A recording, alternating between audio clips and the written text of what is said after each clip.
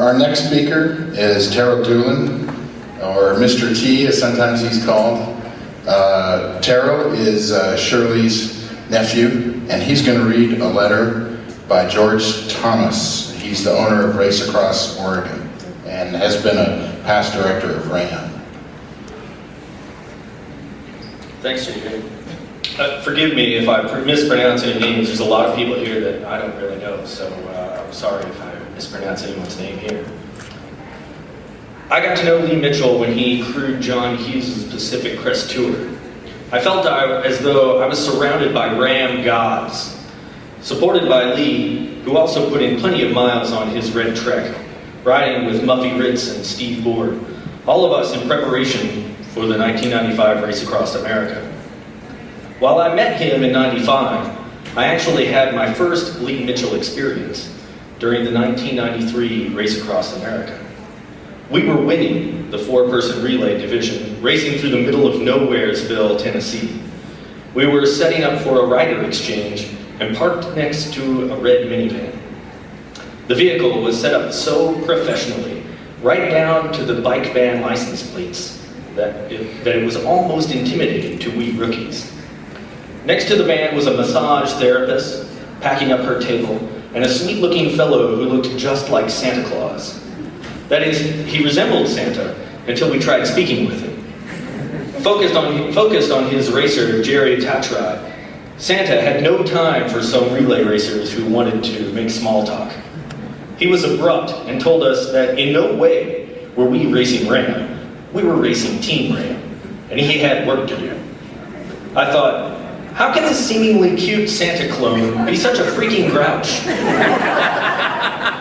We passed Jerry and didn't see them again until the Savannah Awards banquet. Lee still had no time for us. I was in total awe and completely starstruck. 94 RAM was a wash. My team had a terrible race, but Lee still made an impression. He wasn't crewing for Jerry that year. I wondered why Jerry would let this guy go. I thought, if he's available, I want him for my 95 solo effort. Little did I know, he had a waiting list. And here I was in '95 at PCT with Lee, making certain I knew that even after 2 relay efforts, I had never finished RAM. Team RAM, yes. RAM, no. Grouchy Claus was alive and well. I did RAM that year on about 6 weeks of training. The PCTers knew how little I'd been able to ride that year and gave me little chance at finishing. I made it, and who did I see at the finish line? Lee Mitchell. He recognized me. Woohoo! I was feeling down because I wanted to log a 9-day finish, but ended up taking 10. I voiced my displeasure to Mitchell and received a never-forgotten tongue lashing. Didn't I realize how few people had accomplished what I'd just done? How many people would give anything to have earned a RAM finisher's ring? In no uncertain terms, Lee Mitchell made it clear that I'd better change my outlook and appreciate a solo RAM finish. Lee Mitchell finally acknowledged that I had now finished Race Across America. The tagline for the '95 RAM was, "The toughest race in the universe." Since I had actually finished, I didn't buy that. I thought the racers who looked like they were doing something out of this world difficult were those who were attempting the event on a tandem. I made up my mind that I had to try it. I also thought the best way to improve my odds of finishing was to have Lee Mitchell on my crew. I met my eventual tandem partner, Katie Lindquist. The first person we contacted to crew was Lee. He was interested, but he wanted to see us ride first. He and Rick Anderson followed Katie and I across Oregon, from the Idaho border to the Pacific Ocean. What an honor to have both of them agree to join our crew. And there he was, with his red socks and a red t-shirt, crewing for us from Portland, Oregon to Pensacola, Florida. What a feeling to have this person that I'd so looked up to, the man who crewed Chief Jerry Tatrai to victory in '93, working for Katie and I. Never have I felt so safe with a fellow driver.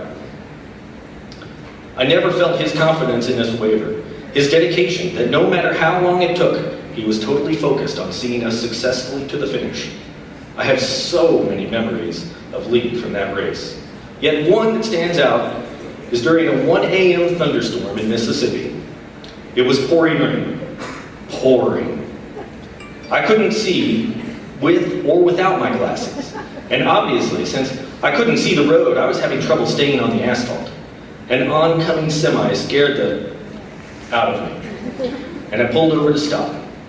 Lee asked what was wrong. I was justifying to stop, exhausted from captaining the tandem, worried about Katie's safety. I told Lee I couldn't see. His response, "Would Daddy Chew stop for rain?" I sheepishly answered, "No," and got back on the bike. A bit later, the rain let up and we finished our scheduled daily mileage. I'll also never forget the feeling of completing RAM with Lee as a part of my crew. His genuine joy, tears, congratulations, and of course hugs. Later, when I was directing RAM and teaching seminars, after racing ultras and being involved in some way or other in RAM for nearly 20 years, I still viewed myself as a novice when visiting Lee. I can't tell you how completely odd it was to conduct distance cycling seminars with Lee in the audience asking me questions, asking for my advice. Lee never acted as though he knew all the answers. He was always searching for new information.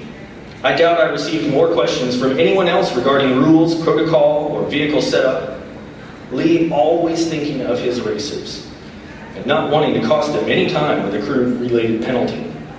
Lee instilling that same confidence in me as the director of my favorite cycling event, telling me I'd done a great job even when I wasn't sure I had.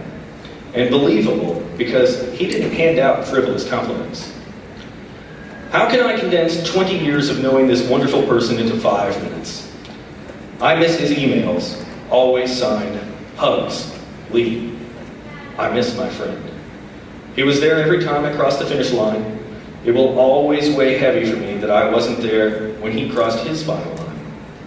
But I have no doubt he'll put that aside, and wherever we go at the end, he'll be there in the goofy red socks, red t-shirt, great beard, wonderful smile, glass of scotch, no rules against alcohol there, and that big Lee Mitchell hug to let us know we had a successful journey and that we had made it.